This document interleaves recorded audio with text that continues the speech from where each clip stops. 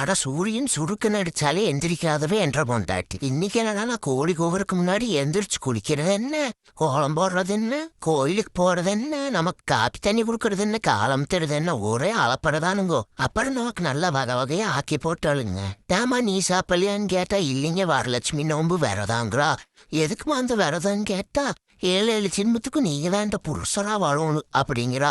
ஐயய்யோ ஒரு ஜென்மத்துக்கே உசுறு ஊசலாடுது, 7 ஜென்மத்துக்கெல்லாம் நம்மளால முடியாது. அதான் 2 வாய் ஊட்டி ஊத்தணுங்க, அப்படிதான் நிம்மதியாச்சு. பின்ன சாமிக்கு இது வரம் கொடுத்துருச்சுன்னு வைங்க, யார் 7 ஜென்மம் இவ கூட ஓடியாடுறது.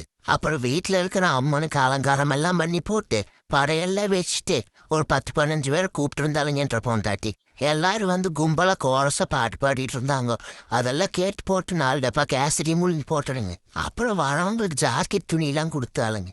சரி எல்லாம் முடிஞ்சு போச்சுன்னு பார்த்தா அப்பதாங்க ஹார்ட் அட்டாக்கே ஆரம்பிச்சுது.